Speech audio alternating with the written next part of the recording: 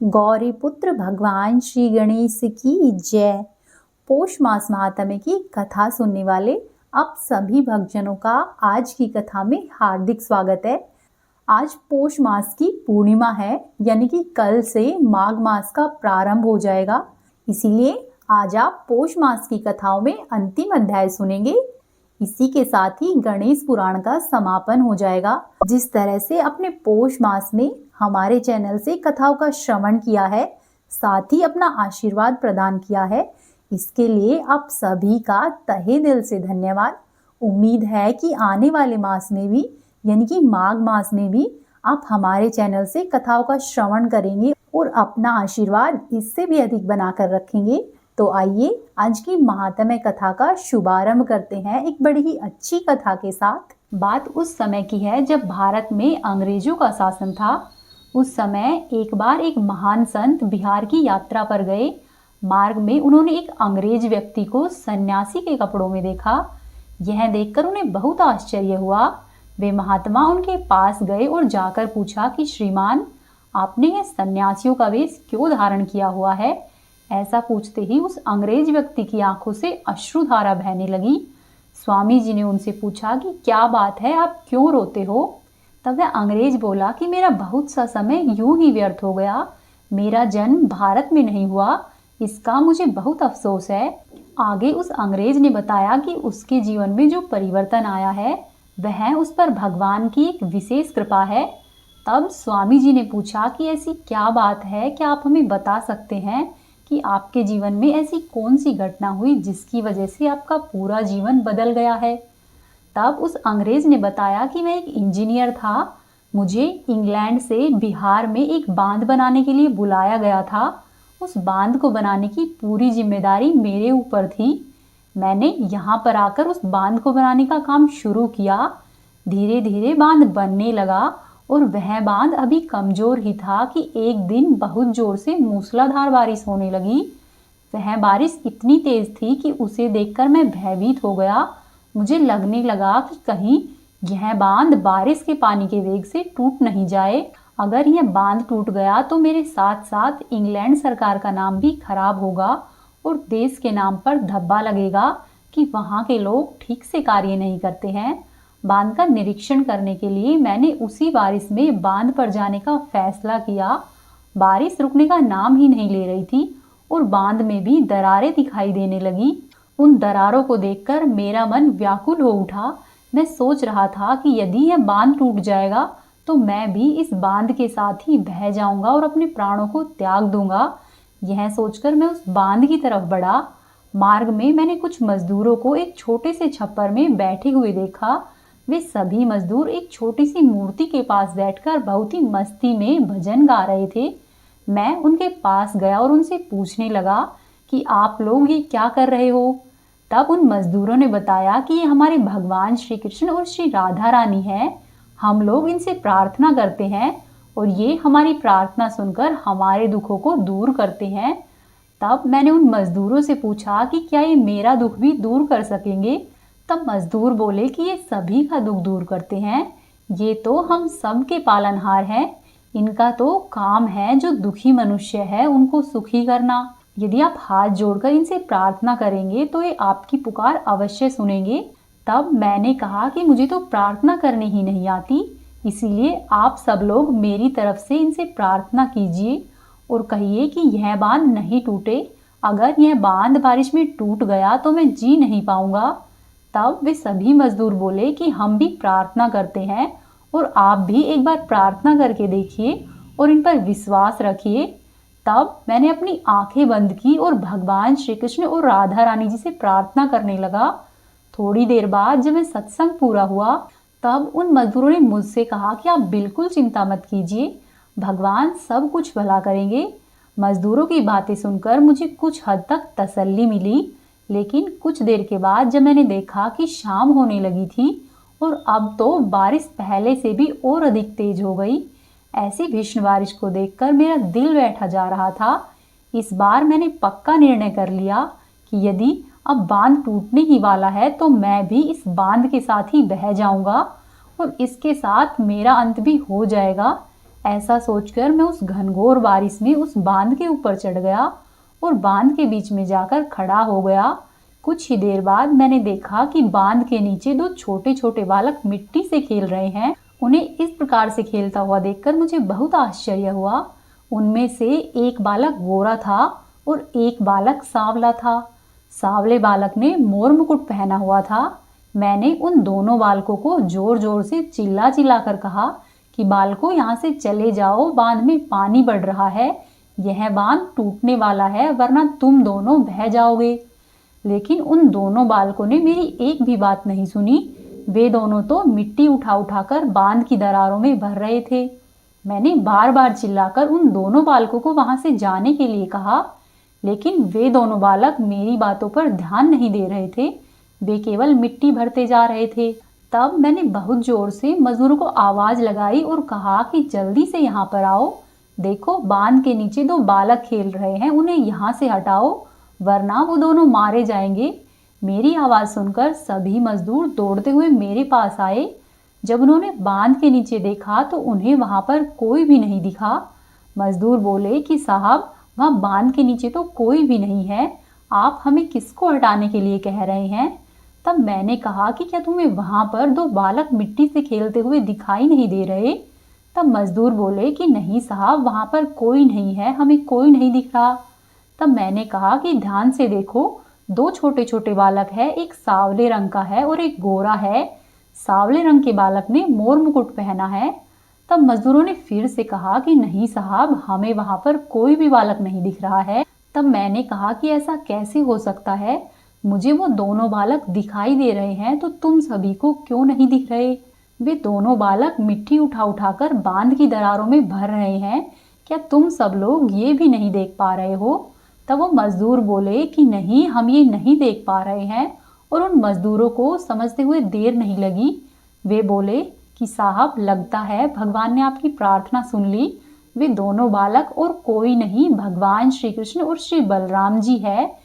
यदि वे इस बांध की दरारों में मिट्टी भर रहे हैं तो आप निश्चिंत हो जाइए, अब इस बांध को कुछ नहीं होगा। भगवान श्री कृष्ण ने आपकी प्रार्थना सुन ली है, तभी तो आपको उनके दर्शन हुए हैं और हमें वह दिखाई नहीं दे रहे हैं। वे आपकी प्रार्थना सुनकर आपकी रक्षा करने आए हैं। मुझे उनकी बातों पर बिल्कुल विश्वास नहीं हो रहा था। कुछ देर बाद मैंने देखा कि जहां पर वे दोनों बालक खेल रहे थे, वहां पर अचानक ही एक बहुत तेज प्रकाश हुआ और वे दोनों बालक गायब हो गए। यह चमत्कार देखकर मैं बेहोश हो गया। मेरे बेहोश होते ही वे सभी मजदूर मुझे उठाकर मेरे बंगले पर ले आए। जब मुझे होश आया तब तक सुबह हो चुकी थी। सुबह मुझे मालूम हुआ कि पूरी रात बहुत ही तेज मूसलाधार बारिश हो रही थी और ऐसी भीषण बारिश में वह आधा पका हुआ बांध जैसे का तैसा खड़ा था। उस बांध को कुछ भी नहीं हुआ था। ऐसी भीषण बारिश में उस आधे पके बांध का टिके रहना असंभव था। यह सब भगवान की ही कृपा थी, जिससे कि उस बांध को कुछ भी नहीं हुआ। इस घटना के बाद मैं विचार करने लगा कि स्वयं भगवान श्री कृष्ण ने मेरी प्रार्थना सुनी और मेरे बांध की रक्षा करने आए। इसके बाद मेरा सांसारिक जीवन से मोहभंग हो गया और मैंने सब कुछ छोड़कर भगवान श्री कृष्ण की भक्ति करने का निर्णय किया। उसी दिन मैंने अपनी नौकरी से इस्तीफा दे दिया और अपना सारा जीवन भगवान श्री कृष्ण को समर्पित कर दिया। उस दिन के बाद से मैं सब जगह पर भगवान श्री कृष्ण की खोज करता रहता हूँ और मैं एक बार फिर से भगवान श्री कृष्ण की वही मोहक छवि देखना चाहता हूँ। इसीलिए मैं हर समय उन्हीं का भजन करता हूँ और उनका नाम लेकर मुझे अपार शांति मिलती है। ऐसा बताते बताते उस अंग्रेज की आंखों से एक बार फिर से अश्रुधारा बह निकली और वह प्रेम के वशीभूत होकर एक बार फिर से रोने लगा और भगवान श्री हरि की भक्ति में फिर से लीन हो गया। और स्वामी जी उससे उसकी बात जानकर अपने गंतव्य स्थान की ओर चले गए। तो इससे हमें पता चलता है कि यदि हम भगवान को सच्चे मन से पुकारे तो भगवान देश, व्यक्ति, समाज कुछ नहीं देखते, केवल अपने भक्तों का मान रखते हैं और किसी न किसी रूप में उनकी सहायता अवश्य ही करते हैं। भगवान तो केवल भाव के भूखे होते हैं। जहाँ उन्हें प्रेम मिलेगा, कान्हा जी वहीं पर पहुंच जाएंगे। आप सुनिए आज की महात्म्य कथा। श्री सूत जी बोले कि हे शौनक, अब तुम महोदरावतार की कथा सुनो। प्राचीन काल की बात है, तारक नाम का एक महाभयंकर और प्रबल पराक्रमी दैत्य हुआ। उसने ब्रह्मा जी को प्रसन्न करने के लिए घोर तपस्या की। उसके तप से प्रसन्न हुए ब्रह्मा जी ने प्रकट होकर कहा कि हे वत्स, वरदान मांगो। तारक ने प्रणाम करके निवेदन किया कि हे प्रभु, मैं तीनों लोकों का अधिपति हो जाऊं और किसी से भी पराजित नहीं हूं। यह सुनकर ब्रह्मा जी ने कहा कि ऐसा ही होगा। अब तो दैत्य ने अपनी विस्तारवादी नीति अपनाई। धरती, स्वर्ग और पाताल का कोई भी भाग ऐसा नहीं छोड़ा जहां पर स्वाधीनता रही हो। समस्त जनजीवन त्रस्त हो उठा। देवता, ऋषि मुनि सभी पीड़ित हो गए। धर्म कर्म समाप्त हो गया। देवता उस असुर के भय से दुर्गम अरण्य आदि स्थानों में जाकर छिपने लगे। मुनियों और ब्राह्मणों को भी यज्ञादि कर्म छिपकर ही करने होते। एक बार उन्होंने विचार किया कि भगवान शंकर को इस विपत्ति से बचाने के लिए जगाना चाहिए। बहुत जप, तप, हवन, ध्यान, भजन, कीर्तन इत्यादि करने पर भी उनकी उपासना का कोई फल नहीं निकला, क्योंकि उस समय भगवान शंकर समाधि में लीन थे। इसीलिए वे देवताओं और मुनियों की आराधना की ओर ध्यान ही नहीं दे पाए। साधना के सफल नहीं होने की अवस्था में देवताओं आदि ने भगवती शिवा की आराधना की, तो उन्होंने अत्यंत ही रूपवती भीलनी का वेश बनाया। उस समय उनकी किशोर अवस्था और मनमोहक लावण्य था। वे शिवजी के समक्ष जाकर सुगंधित पुष्प एकत्र करती हुई कामारी के मन में अत्यंत ही मोह उत्पन्न करने लगी। उमानाथ की समाधि भंग हो गई। उन्होंने बलपूर्वक अपनी ओर आकर्षित करने वाली उस लावण्यमयी भीलनी को जो ही मोह की दृष्टि से देखा, त्यों ही वह अदृश्य हो गई। उस अवस्था में भगवान शंकर के द्वारा अत्युग्र महापुरुष रूप में जिस मोह की उत्पत्ति हुई, वह अत्यंत ही सुंदर था। शिवजी की स्मृति जागृत हुई। वे समझ गए कि ये सब पार्वती की ही लीला है, जो कि उन्होंने कामदेव के आश्रय से की है। इसीलिए उन्होंने अत्यंत ही क्रोध पूर्वक उस भयंकर कामदेव को श्राप देकर उसको तुरंत ही देह को जला डाला। कामदेव अत्यंत ही व्याकुल हुआ।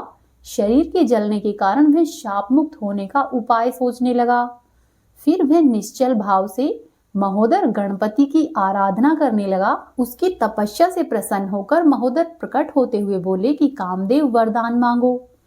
कामदेव ने भगवान महोदर को अपने सामने देखा तो तुरंत ही उनके चरणारविंदों में गिर गया और फिर हाथ जोड़कर गदगद कंठ से उनका स्तवन करता हुआ बोला कि हे प्रभु, मुझे भगवान शंकर ने श्रापित कर दिया है, जिससे कि मैं जल रहा हूँ। कृपया करके मुझे निरोगता प्रदान कीजिए, जिससे कि मेरा कष्ट दूर हो जाए। तब महोदर ने उससे कहा कि वत्स, शिव के श्राप को अन्यथा करना तो असंभव है, फिर भी मैं तुम्हारे सुख के लिए अन्य शरीर प्राप्त करा सकता हूँ।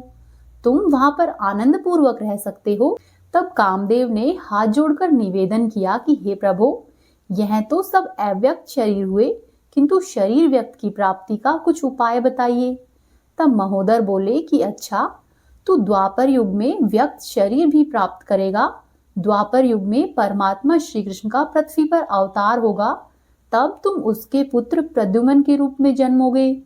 यह सुनकर कामदेव प्रसन्न हो गया। उसने महोदर भगवान को प्रणाम किया और उनकी परिक्रमा करके स्तुति की। तदंतर भगवान महोदर अंतर्ध्यान हो गए। इधर भगवान शिव जी के पुत्र सडानन ने भी भगवान गणेश्वर की उपासना की थी।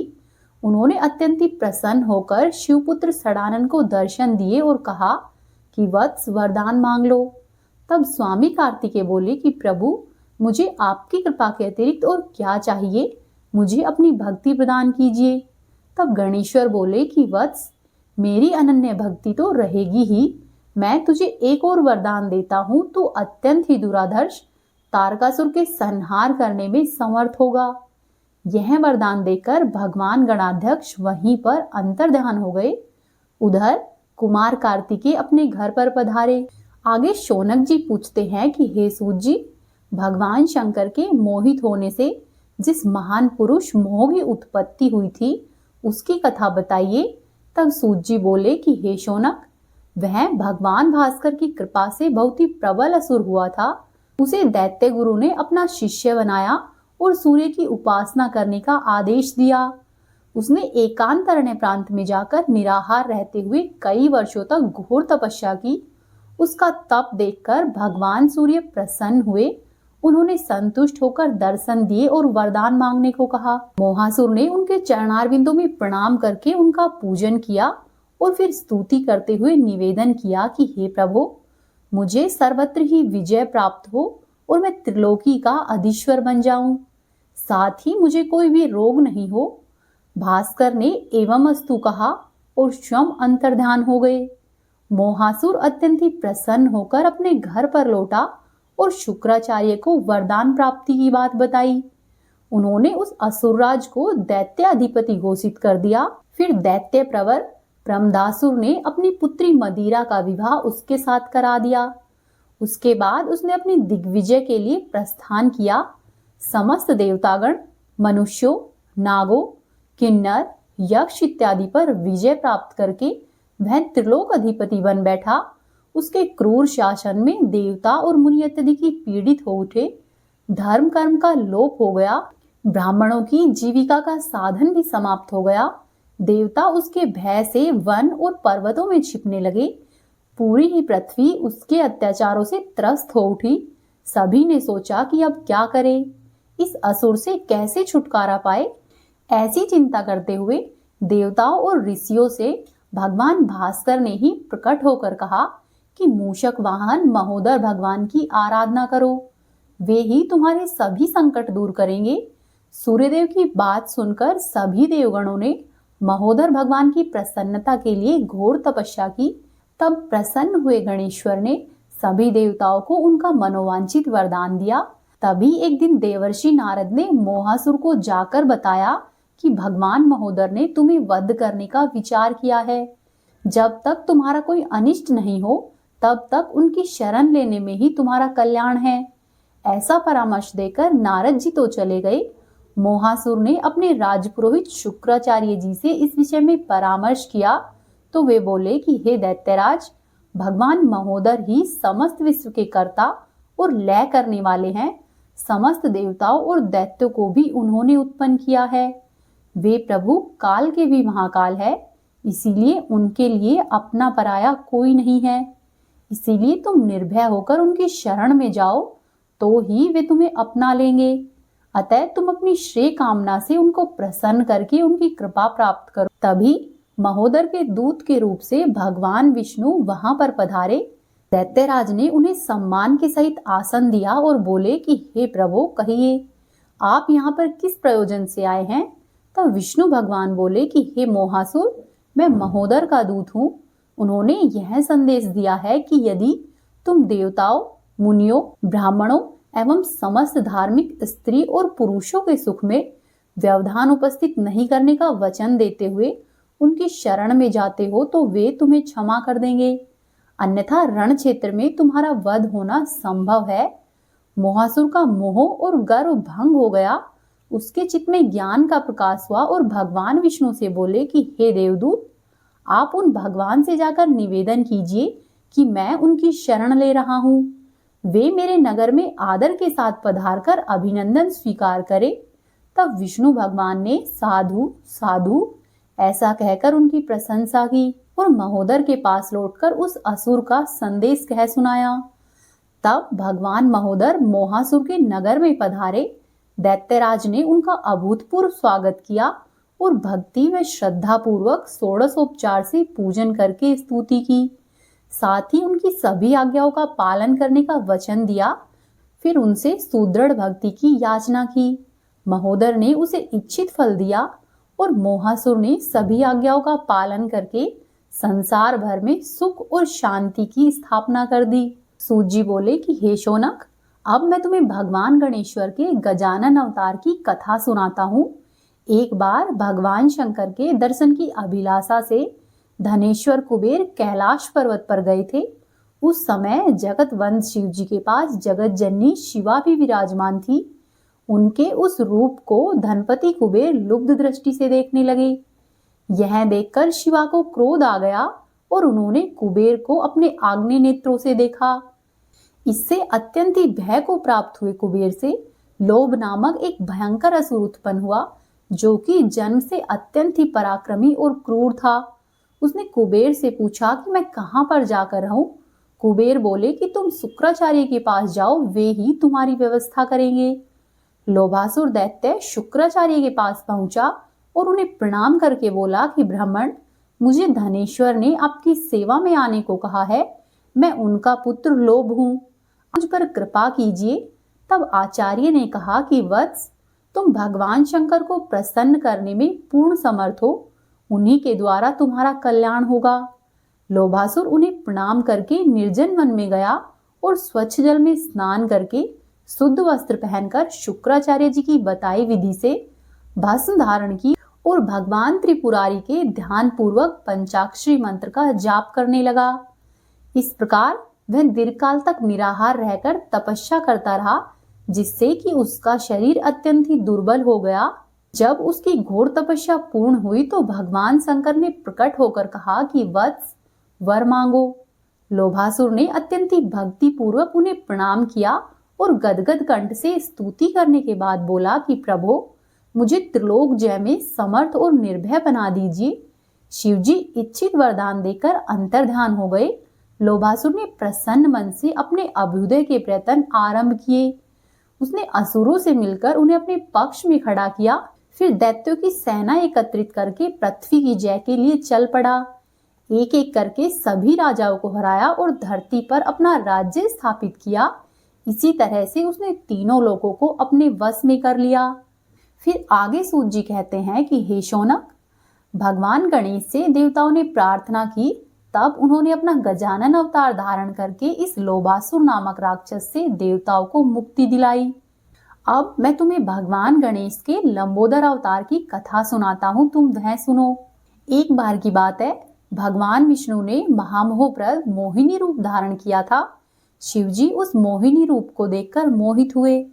उनके उस रूप को देखकर श्रीहरि ने मन ही मन हंसते हुए मोहिनी रूप का त्याग कर अपना यथार्थ रूप धारण कर लिया। अपने इस प्रकार मोहित होने पर शिवजी को बड़ी ही खिन्नता हुई, क्योंकि उस कारण उनका शुक्र स्खलित हो गया था। शिवजी के उस अमोघ शुक्र से एक महाशक्तिशाली, संपन्न एवं अत्यंत ही पराक्रमी असुर उत्पन्न हुआ। वह घोर कृष्ण वर्ण वाला था तथा उसके नेत्र ताम्र वर्ण के एवं अत्यंत ही चमकीले थे। उसका रूप अत्यंत ही भयंकर था।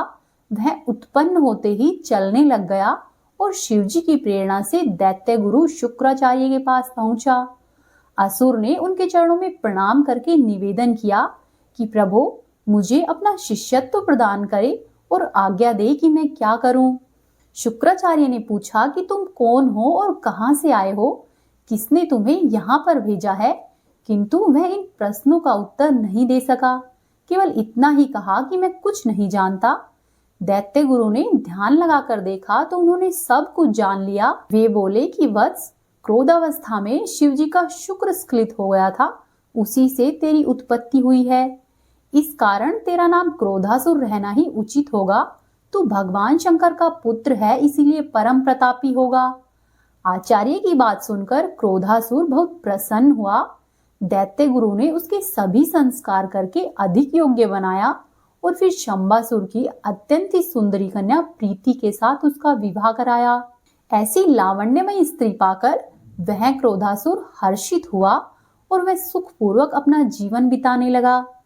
फिर उसके मन में हुआ कि इस प्रकार पड़े रहने से पुरुषार्थ की सिद्धि नहीं हो सकती।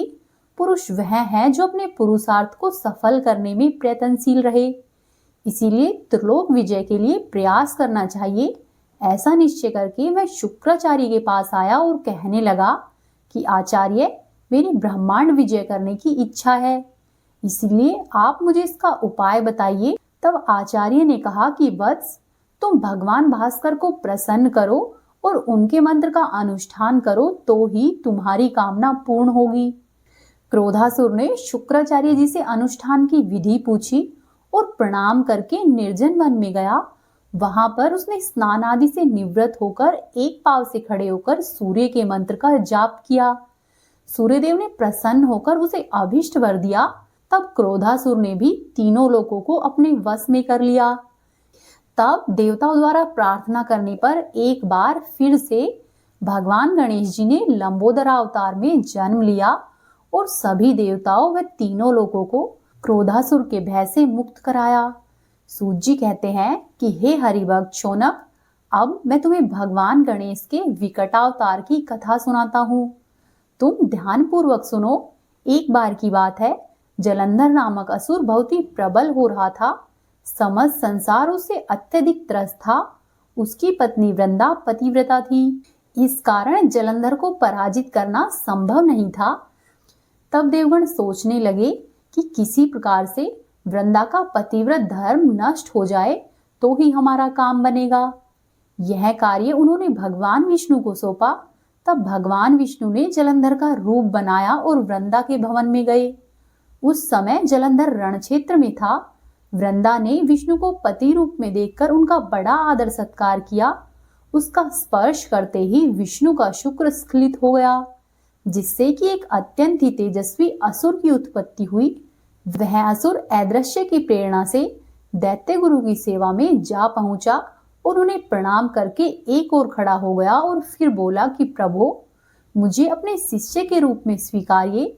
तब शुक्राचार्य बोले कि तू कामातुरता के कारण उत्पन्न हुआ है, इसीलिए तेरा नाम कामासुर होगा। तू भगवान शंकर के पंचाक्षरी मंत्र का अनुष्ठान कर। कामासुर ने गुरु के चरणों में प्रणाम किया और निर्जन वन में जाकर तपस्या करके भगवान शिव को प्रसन्न किया और उचित वरदान पाकर वापस आया तो उसने भी प्रयत्न पूर्वक तीनों लोगों को अपने अधिकार में कर लिया। देवताओं ने फिर से भगवान गजानन से प्रार्थना की तो भगवान गणेश्वर अपने मयूर पर सवार होकर रण क्षेत्र में पधारे और दैत्यों के साथ युद्ध करने लगे। यह देखकर कामासुर मयूरेश्वर के सामने आया और क्रोधपूर्वक बोला कि अरे मूर्ख, तू यहाँ पर प्राण गंवाने के लिए क्यों आया है? जा शीघ्र ही मेरी आंखों से दूर हो जा, अन्यथा तेरे प्राण नहीं बचेंगे। तब मयूरेश ने कहा कि हे दैत्यराज, अब तक तू अधर्म कर चुका है, किंतु अब मैं तुम्हें और अधिक अधर्म नहीं करने दूंगा। मैं सभी अधर्मियों को उच्छेद करने वाला और धर्म का संस्थापक हूँ। यदि तू अपने जीवन लीला चाहता है तो मेरी शरण में आ जा। कामासुर का क्रोध बढ़ गया और उसने मयूर वाहन गणेश्वर भगवान पर एक भयंकर गदा फेंकी, किंतु वह गदा भगवान के चरणों के समीप जा गिरी। दूसरी बार उसने एक शक्ति फेंकी, उसकी भी दशा वही हुई। तब उसे शुक्राचार्य जी के वचन याद आए और वह फिर भगवान गजानन की शरण में चला गया। फिर आगे सूत जी कहते हैं कि हे शौनक, इस तरह से भगवान गणेश ने कामातुर से मुक्ति दिलाने के लिए विकटावतार में जन्म लिया था। अब मैं तुम्हें भगवान गणेश जी के विघ्नराज अवतार की कथा सुनाता हूँ, तुम वह सुनो। प्राचीन काल की बात है, गिरिराज नंदिनी पार्वती जी का विवाह हो चुका था। वे उपवन में अपनी सखियों के साथ बैठी हुई वार्तालाप कर रही थी। तभी किसी एक बात पर उन्हें जोर की हंसी आ गई। उनकी उस हंसी से ही एक पर्वताकार किंतु अत्यंत ही मनोरम पुरुष उत्पन्न हुआ और वह उनके सामने आकर खड़ा हो गया। उस पुरुष को देखकर गिरिजा को बड़ा आश्चर्य हुआ। सोचने लगी कि यह कौन है और कहां से आया, और फिर उन्होंने प्रश्न किया कि तुम कौन हो और यहाँ पर कैसे आए हो। तब उस पुरुष ने हाथ जोड़कर निवेदन किया कि माता, मैं आपके हास्य से प्रकट हुआ हूँ। आपका पुत्र होने के कारण आपकी कृपा का अधिकारी हूँ। आप मुझे जो आज्ञा देंगी मैं उसी का पालन करूंगा। तब पार्वती बोली कि हे वत्स, मैं उस समय अपने प्राण प्रिय शिवजी से रूठकर उपवन में बैठी हुई थी। उसी मान की अवस्था में मुझे हंसी आ गई थी, जिससे कि तुम्हारा जन्म हो गया। इसीलिए मान परायण होने से तेरा नाम मम अथवा ममता होगा। अब तुम गणेश्वर का स्मरण करो, जिससे कि तुम्हें अभिष्ट की प्राप्ति होगी। ऐसा कहकर शैलपुत्री ने उसे गणेश जी का षडाक्षरी मंत्र दिया। तब वह उनके चरणों में प्रणाम करके तपस्या के लिए गया। वहां पर उसकी भेंट दैत्यराज शंबासुर से हुई। गिरिजा पुत्र ने दैत्यराज से पूछा कि आप कौन हैं, यहाँ पर किस लिए आए हैं? यदि उचित समझे तो मुझे पूरा वृतांत बताइए। तब राक्षस शंबासुर ने कहा कि महाभाग, मेरा नाम शंबर है, मैं अनेक विद्याओं का ज्ञाता हूँ। यदि तुम चाहो तो मैं विद्याएं तुम्हें प्रदान कर सकता हूँ, इससे कि तुम सामर्थ्यवान बनोगे। वह ममतासुर बहुत प्रसन्न हुआ। उसने संबासुर से समस्त आसुरी विद्याएं सीख ली, जिससे कि अभ्यास के कारण वह स्वयं कामरूप हो गया। तब उसने संबासुर को प्रणाम करके निवेदन किया कि हे महाभाग, मैं आपका शिष्य हूँ और आपकी इस अद्भुत कृपा के लिए सदैव ही आभारी रहूंगा। अब आप मुझे आदेश दो कि मैं क्या करूं। तब शंबासुर ने कहा कि वत्स, अब तुम अपूर्व शक्ति प्राप्त करने के उद्देश्य से भगवान विघ्नराज को प्रसन्न करो। जब वे संतुष्ट होकर वरदान मांगने को कहे, तब तुम उनसे त्रिलोक विजय का वरदान मांगना। यह कहकर शंबासुर वहां से चला गया और ममतासुर ने वहीं रहकर तपस्या आरंभ की। भगवान गणेश उसकी तपस्या से प्रसन्न हुए और वरदान दिया, तो उसने तीनों लोगों का राज्य मांगा। तथास्तु कहकर भगवान गणेश अंतर्धान हो गए। तब ममतासुर ने अपने गुरु शंबासुर से जाकर सारी बातें बताई। फिर संबासुर के कहे अनुसार ममतासुर ने तीनों लोकों पर विजय पाई और फिर देवताओं की प्रार्थना पर भगवान गणेश ने विघ्नराज का रूप धारण करके उस असुर से युद्ध किया। तब उसने भगवान गणेश जी की शरण में आना स्वीकार किया। इस तरह से भगवान गजानन ने विघ्नराज रूप से ममतासुर राक्षस से मुक्ति दिलाई थी। आगे सूत जी कहते हैं कि हे शौनक, अब तुम भगवान गणेश जी के 8वें अवतार धूम्रावतार का वर्णन सुनो। हे शौनक, श्री गणेश जी का धूम्रवर्ण नामक जो अवतार हुआ है, उसके द्वारा अभिमान नामक असुर का नाश हुआ था। प्राचीन काल में लोक पितामह चतुरानन ने भगवान भास्कर को कर्म राज्य का अधीश्वर बना दिया था और उस अत्यंत ही महिमायुक्त पद के प्राप्त होने पर सूर्यदेव ने सोचा कि इस संसार में मेरे समान महिमा वाला कोई नहीं है। उन्होंने फिर से सोचा कि कर्म के प्रभाव से चतुरानन सृष्टि रचते हैं, उसी से भगवान श्रीहरि संसार का पालन करते हैं तथा उसी से शिव जी संसार का संहार करने में समर्थ होते हैं। भक्ति भी शिव का पालन पोषण कर्म के बल पर ही की जाती है। इसी प्रकार सभी अपने अपने कर्म के अधीन हैं और मैं समस्त कर्मों का संचालन करने वाला देवता हूँ। इससे स्पष्ट है कि सभी मेरे अधीन हैं। इस प्रकार से अहंकार पूर्वक विचार करते करते सहसा ही सूर्यदेव को छींक आ गई, जिससे कि एक अत्यंत ही सुंदर पुरुष की उत्पत्ति हुई। वह महाकाय और महाबली था। उसके नेत्र भी बहुत विशाल थे। वह पुरुष दैत्य गुरु शुक्राचार्य के पास गया और प्रणाम करके एक ओर खड़ा हो गया। शुक्राचार्य के पूछने पर उसने सभी बात बता दी कि किस तरह से उसकी उत्पत्ति हुई है। शुक्राचार्य ने ध्यान लगाकर देखा और फिर उससे कहा कि तुम्हारी उत्पत्ति सूर्य के अहंकार से हुई है, इस कारण तुम्हारा नाम अहम अथवा अभिमान होगा। तुम गणेश के षोडाक्षरी मंत्र का जाप करो और भगवान गजानन को प्रसन्न करो। उसने वैसा ही किया। भगवान गजानन को प्रसन्न करके उनसे वरदान लिया और कुछ दिनों के बाद वह त्रिलोक अधिपति बन गया और फिर अपना निरंकुश शासन चलाने लगा। और फिर उस अहंतासुर ने तीनों लोकों में हाहाकार मचा दिया।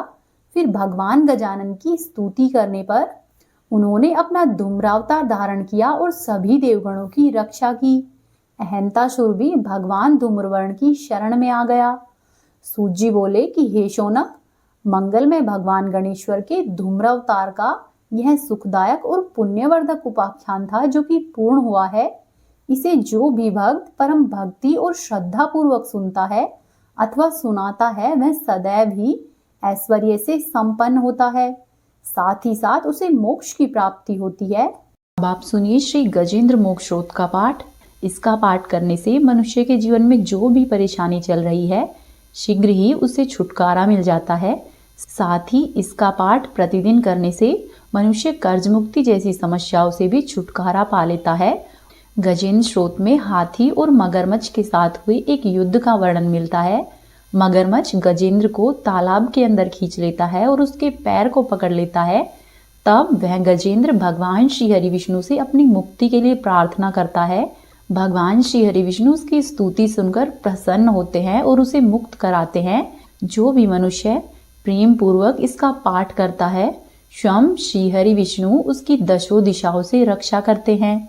श्री सुखदेव जी ने कहा कि अपनी बुद्धि के अनुसार अपने मन को नियंत्रित करके हृदय को स्थिर करके वह गजेंद्र अपने पिछले जन्म में याद किए गए सर्वोच्च और बार बार जाप किए जाने वाले स्रोत का जाप करने लगा।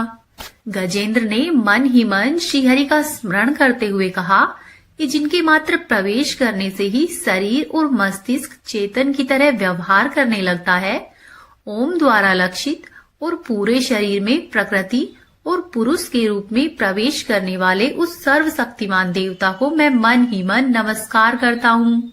वो जिनके सहारे संपूर्ण संसार टिका हुआ है, जिनसे ये संपूर्ण संसार अवतीर्ण हुआ है, जिन्होंने इस प्रकृति की रचना की है, जो खुद उसी रूप में प्रकट है, लेकिन इसके बावजूद भी वो इस प्रकृति से सर्वोपरि और सर्वश्रेष्ठ है। ऐसे अपने आप और बिना किसी कारण के भगवान की मैं शरण लेता हूँ। अपनी संकल्प शक्ति के बल पर अपने ही स्वरूप में रचित और सृष्टि काल में प्रकट व प्रलय काल में अप्रकट रहने वाले और इस शास्त्र प्रसिद्धि प्राप्त कार्य कारण रूपी संसार को, जो बिना कुंठित दृष्टि के साक्ष्य रूप में देखते रहने पर भी उसमें लिप्त नहीं होते हैं, चक्षु आदि प्रकाशकों के भी परम प्रकाशक प्रभु है, उन प्रभु को मैं नमस्कार करता हूँ। बीतते समय के साथ तीनों लोकों और ब्रह्मादि लोकपालों के पंचभूत में प्रवेश कर जाने पर और पंचभूतों से लेकर महत्वपूर्ण सभी कारणों के उनकी परम करुणा स्वरूपा प्रकृति में मगन हो जाने पर उस समय दुर्जय और घोर अंडाकार रूपेण प्रकृति ही बच रही थी। उस अंधकार से परे अपने परम धाम में जो भी सर्वव्यापी भगवान सभी दिशाओं में अपने ही तेज से प्रकाशित है, वे ईश्वर मेरी रक्षा करे। विभिन्न नाट्य रूपों में अभिनय करने वाले और उस अभिनेता के वास्तविक स्वरूप को जिस प्रकार से साधारण लोग नहीं पहचान पाते हैं, उसी तरह से सत्व प्रधान देवता और महर्षि भी जिनके स्वरूप को नहीं जान पाते, ऐसे में कोई साधारण जीव उनका वर्णन कैसे कर सकता है। ऐसे दुर्गम चरित्र वाले देवता मेरी रक्षा करे।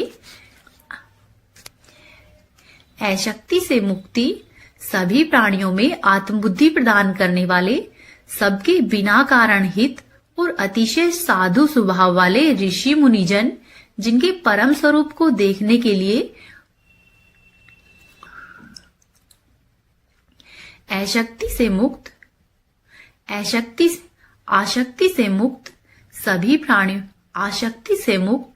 सभी प्राणियों में आत्मबुद्धि प्रदान करने वाले, सबके बिना कारण ही हित करने वाले, अतिशय साधु स्वभाव के ऋषि मुनिजन, जिनके परम स्वरूप को देखने के लिए वन में खड़े रहकर अखंड ब्रह्मचर्य और तमाम ही अलौकिक व्रतों का पालन करते हैं, ऐसे प्रभु मुझे सद्गति प्रदान करे।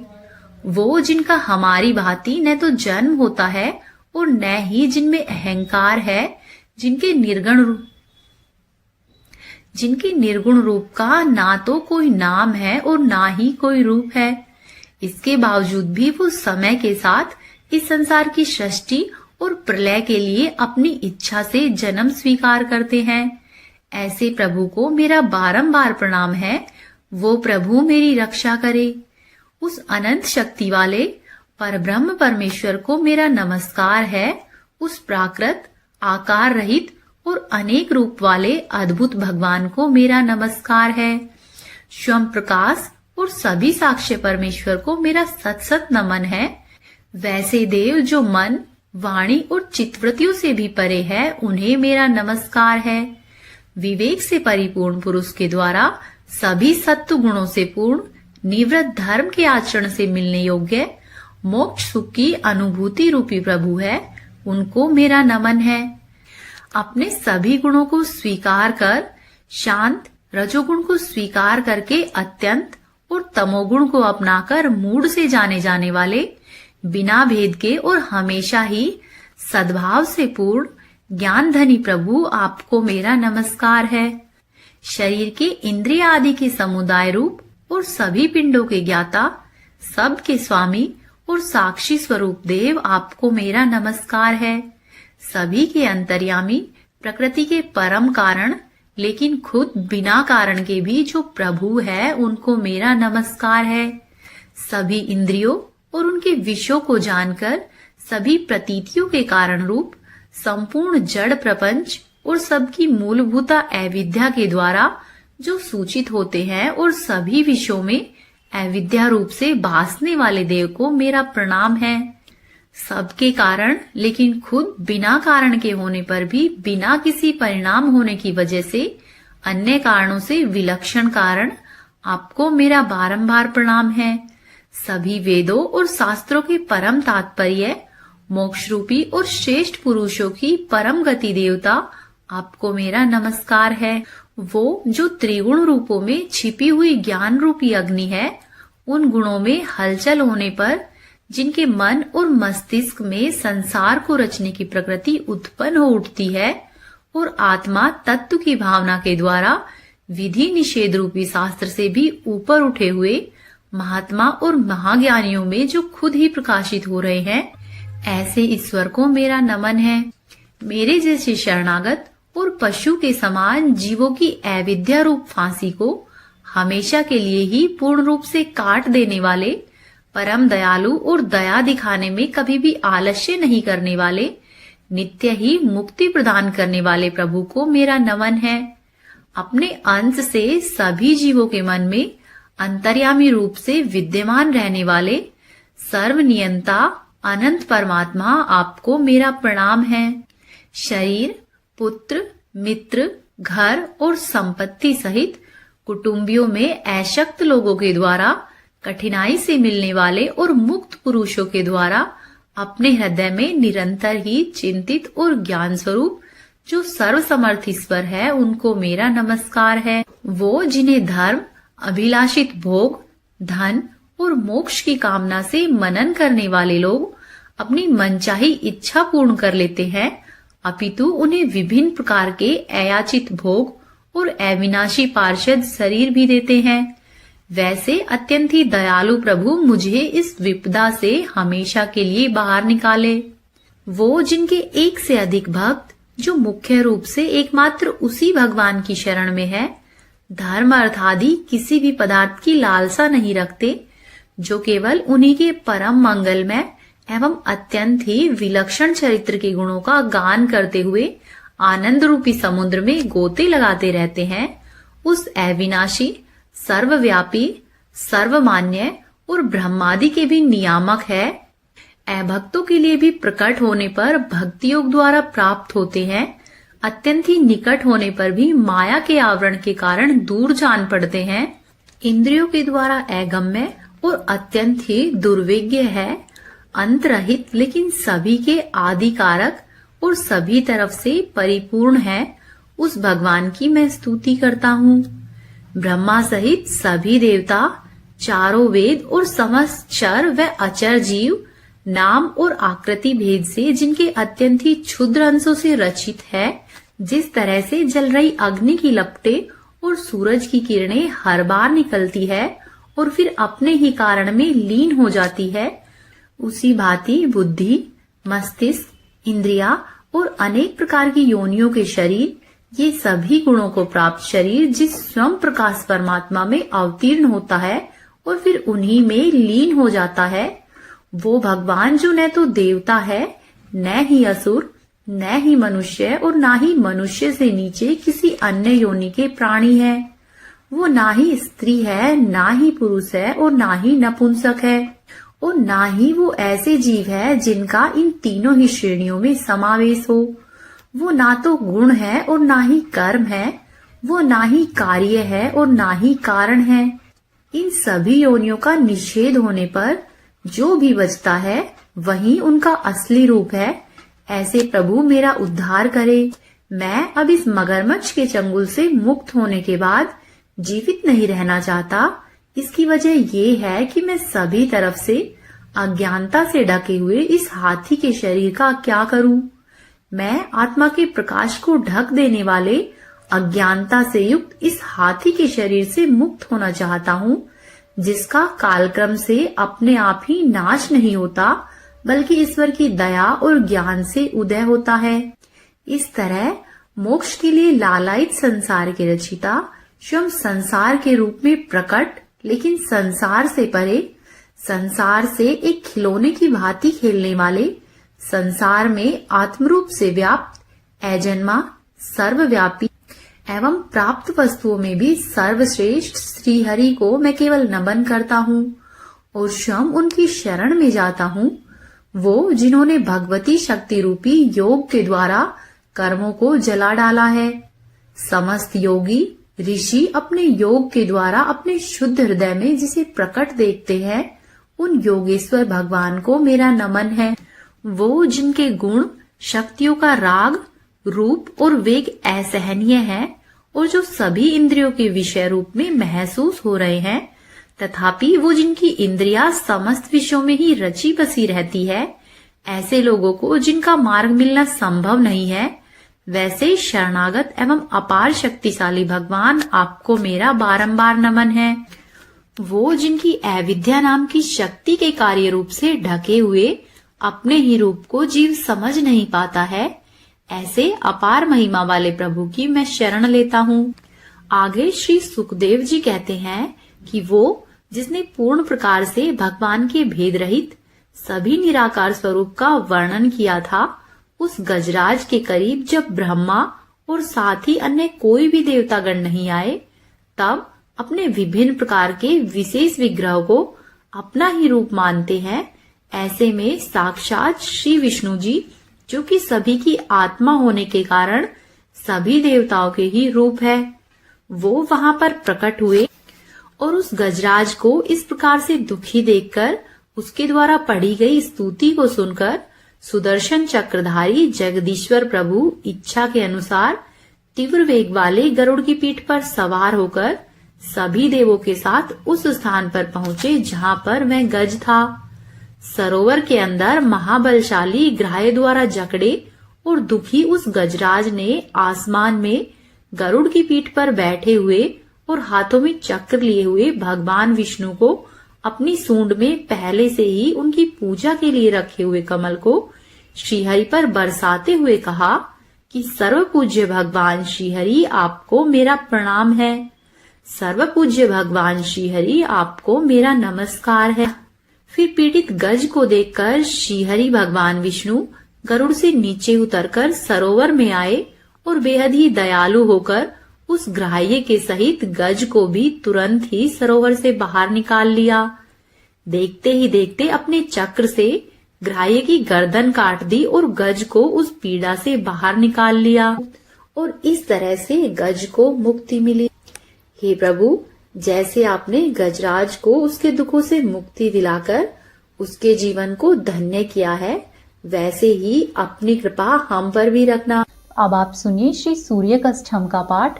ओम गृहणी सूर्याय नमः। आदिदेव नमस्तुभ्यं प्रसिद्धं मम भास्करं दिवाकर नमस्तुभ्यं प्रभाकर नमोस्तुते सप्ताश्वरथमारूढं प्रचण्डं कश्यपात्मजं श्वेतपद्मधरं देवं तं सूर्यं प्रणमाम्यहम् लोहितं रथमारूढं सर्वलोकपितामहं महापापहरं देवं तं सूर्यं प्रणमाम्यहम् त्रैगुण्यं च महाशूरं ब्रह्मा विष्णु महेश्वरं महापापहरं देवं तं सूर्यं प्रणमाम्यहम् ब्रहितं तेजपुञ्जं च वायुमाकाशमेव च प्रभुं च सर्वलोकानां तं सूर्यं प्रणमाम्यहम् बन्दुकपुष्पसङ्काशं हारकुण्डलभूषितम् एकचक्रधरं देवं तं सूर्यं प्रणमाम्यहम् तं सूर्यं जगत्कर्तारं महातेजप्रदीपनं महापापहरं देवं तं सूर्यं प्रणमाम्यहम् तं सूर्यं जगतामनाथं ज्ञानविज्ञानमोक्षदं महापापहरं देवं तं सूर्यं प्रणमाम्यहम्। ओम गृणी सूर्याय नमः। तो ये थी आज की महात्म्य कथाएं। उम्मीद है आपको पसंद आई होगी। यदि आपने अभी तक चैनल को सब्सक्राइब नहीं किया है तो आपसे अनुरोध है कि चैनल को सब्सक्राइब कर ले, वीडियो को लाइक कीजिए और वीडियो को शेयर कीजिए। साथ ही कमेंट बॉक्स में अपने सुझाव जरूर दें। आपका दिन शुभ और मंगलमय हो।